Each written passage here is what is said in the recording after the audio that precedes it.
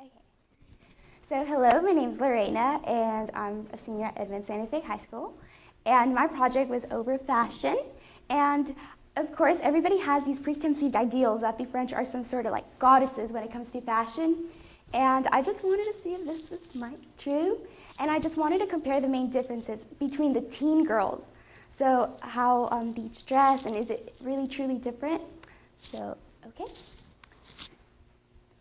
So for the first part, I looked at the trends specific in each region, and I had girls fill out surveys, and I had about 40 from Edmond and about 40 from France fill out surveys. So, okay.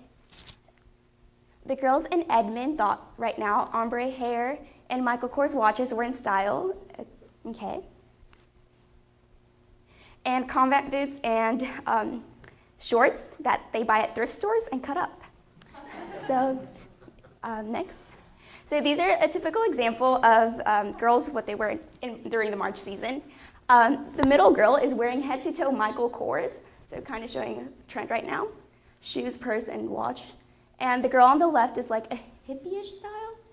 And the girl on the right is kind of leather and kind of the typical winter outfit. So this just kind of shows that like these girls they dress in like really different manners. So, okay. So the girls in France, they actually did not list that many trends. When I asked what trends they listed or they followed, they're like, whatever's in fashion right now. They didn't really give specifics. And I was like, okay. But I did get a couple. So heeled sneakers and jean jackets were in, and okay. And studded leather jackets. They were really into studying like all their jackets. And little cute winter coats that they paired with skinny jeans and ankle boots. Always. Next. So this was a typical example of the girls, of what they wear. And the t-shirt combination, cute jacket, scarf, skinny jeans, and ankle boots. Basically, not everyone, but a good majority of the girls wore that. So it kind of shows that these girls have no like variation, not as much variation in their style. So they dress more like monotone, they're more community in their way they dress. Oh, both communities put that the boho style and Ray-Ban glasses are in. So a little similarities. Next. So I also wanted to look at the colors because, of course, we say that the French wear so many more neutral colors than in the United States. And this was somewhat true. Next. So the preference of neutral colors was actually like almost the same in both countries. And blue was the only non-neutral color, but it was really common due to navy blue. All the girls like wearing their navy blue striped white shirts. And brown is used more often in France. And although both cultures like the both colors, like the same type of colors, I think the use of color is more apparent in the United States, since in France they only use it in accessories or little things, while in the United States when you use color, you use it in like a full-blown dress or something of that sort.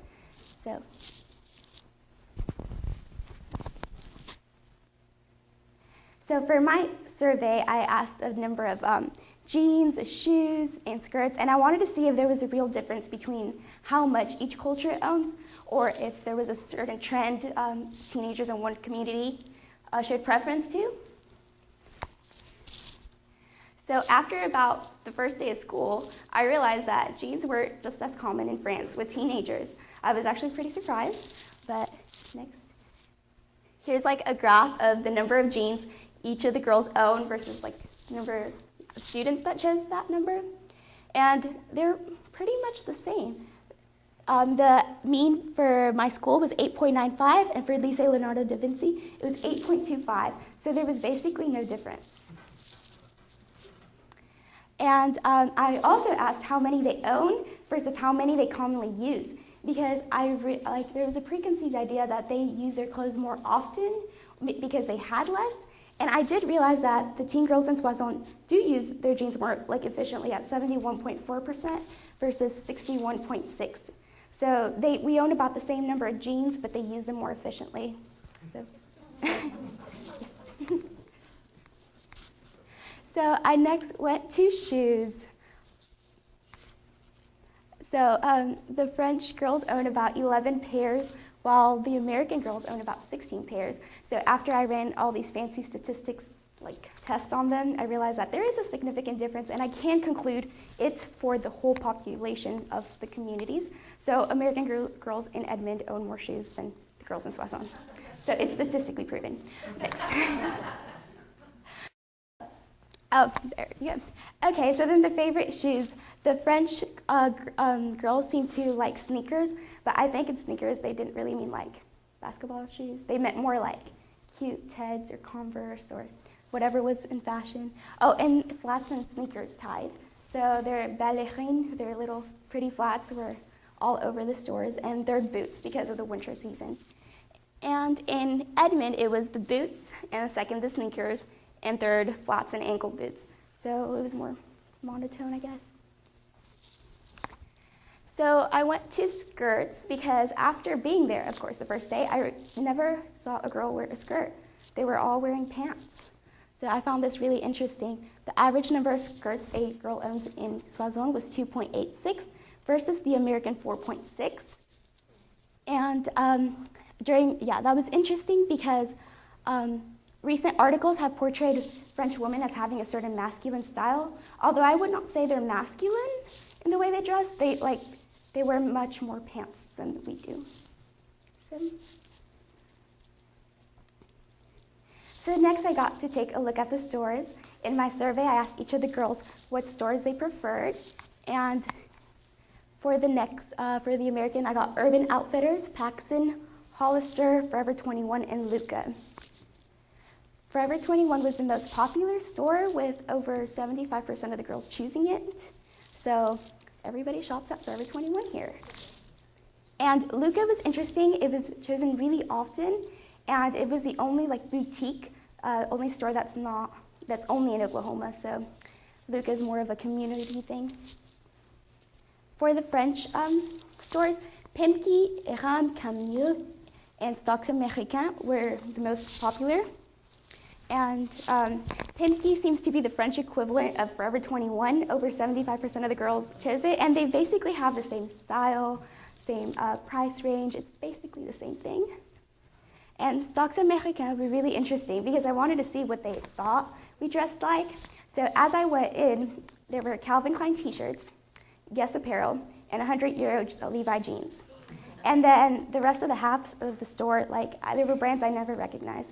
So our poor French shoes are being lied to. But other than that, I mean, the Guess t-shirts were kind of, the Levi jeans, yeah.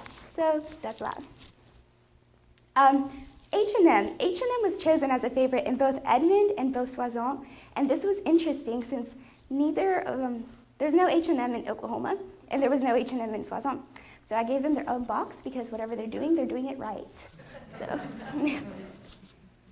So stores in Soissons tended to be significantly smaller. For example, the Pimki, which is a chain store known throughout Europe internationally, was the size of a boutique here. So this was probably due because of their really small population of 30,000. They implemented the exact same styles. So there was no difference, basically. So some French teenagers had heard about Hollister and Urban Outfitters. Contrasting, none of the Americans had heard of the stores common over there. So yeah. So next it was the advertising section. And I looked into the brand. Brand names are perhaps the most important factor in a fashion company. So I asked the girls' preferred brands so it could directly reflect the strength of the brands. And the Americans chose Juicy Couture, Missimi, and Michael Kors, which are all American brands. And the French chose Guess, Les Temps de Paris, which is known for their jeans, and Dolce & Gabbana. So they chose a large variety of companies from countries, so their influences are known throughout. So I found that they don't actually recognize as many companies we think are common here. I was really disappointed when none of them recognized Michael Kors, since everybody here apparently knows that. And then the American teenagers, on contrast, recognize all their high fashion brands, but don't recognize their common stores. And also the philosophy teacher that helped Sierra with her project helped me with my project too. He was just such an artsy man. And I learned that the French high fashion houses have a rather elitist way of advertising it, since the they're so old and they have such a powerful brand name, and they're all owned by the same amount of businessmen, or by the same group of businessmen. But other companies that are not high fashion companies use like new ways of advertising, like social media. So the proliferation of online fashion portals, live streaming, and social media are bridging the gap between brands and consumer, making the rarefied world of high fashion more accessible than it has ever been. This is a quote from CNN. And this is like really true, but it's more true in the United States. 27% of the girls in my high school follow trends through the social media versus the 17% of the girls at Da Vinci. So popular platforms here in the United States include Instagram, Tumblr, Pinterest, and YouTube. And all these girls gave me specific examples of the accounts they follow. Versus the French, most of the girls that put yes that they did follow, they never gave me specific examples. Only 3 of the girls wrote Facebook and YouTube. So this like bridging of the social media from fashion into the everyday life of teenagers was really apparent since when I asked who their favorite designer was or who was their fashion role model, the American teenagers all put celebrities that use social media commonly. For example, Kim Kardashian, Miley Cyrus, Steve Madden, and Taylor Swift. And contrastly, the French, most of them wrote that they didn't have a fashion role model, that they were unique. I was like, okay. And most of the girls, the 3 girls that answered, put Jean-Paul Gaultier, who was the creative director of Hermes. So he is really known for like extravagant and unique styles. So I guess that's how maybe a little social media comes into play. And the other designer mentioned once was Dior. So they don't feel as connected to their everyday media things. Yeah. So then I looked at the magazines, which is really exciting. So I went through and counted every single page of Vogue, and versus the advertisements and the non-advertisement pages. And 60% of the pages in the French Vogue were advertisement versus 70% of the American was advertisement. So this kind of shows how the Americans were being more bombarded by advertisements. So I also got the Elle and Teen Vogue, Marie Claire, and all these magazines to compare them. And as I was opening the pages, especially of Elle and Vogue, I realized that the French one was like Chanel, Louis Vuitton, Dior. And I was like, okay, well, that's common. And I get the American Vogue, and it's the exact same thing. So the first American advertisement in the French Vogue didn't show up till about page 20 versus page 5. And I noticed that the American Vogue has much more, I noticed that the American Vogue has much more casual clothing styles than the French one. They advertise for Target, Macy's, and things like that. So both magazines advertise the exact same trends, so I saw no difference whether they were being introduced to new trends. It was the exact same, and all styles that appear in the American magazines appear in the French magazines, like black and white. So French magazines consisted of American brands advertisement, usually toward the middle or the end of the magazine. However, many of these companies are still new to the public. Like this was an article introducing Michael Kors. And then this was an article in the 17 magazine, and it was talking about French jewelry and how, well, there was a new jewelry line, and it consisted of poodles and Eiffel Towers. So this just kind of shows that we have idealistic ideas of the other's fashion, and this is quite not representative of French jewelry. So the economics of fashion. The recent economic recession has actually changed fashion itself. Back in about 2008, 2009, the New York Fashion Week, you actually saw a change in style toward more casual and more what they call depression chic looks. And a lot of it consisted of sharper lines, more leather, and yeah, so I wanted to see how both of these communities took it in. And Edmond still has a lot of those styles going on. And but I did notice that the girls at my school are finally embracing like softer lines, more sheer fabric.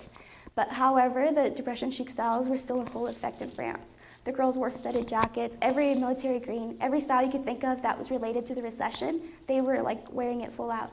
So this led me to believe that perhaps we spend more, or perhaps they're still in recession, and I found that no, we actually spent about the exact same. We spent $74 a month on fashion, while the girls over there spent 70 euros, which is about $84. However, due to the prices, it's basically the same. So there's no significant difference in spending, and this is perhaps how they feel in their community. Maybe they just feel more recession-ish. So in conclusion, the fashion styles of adolescent girls in both communities are carefully woven to create an overlapping of trends. Trends advertised by the media remain the same in both communities. However, the styles embraced are unique in each town. The French teenagers imitate trends that are popular with the American youth.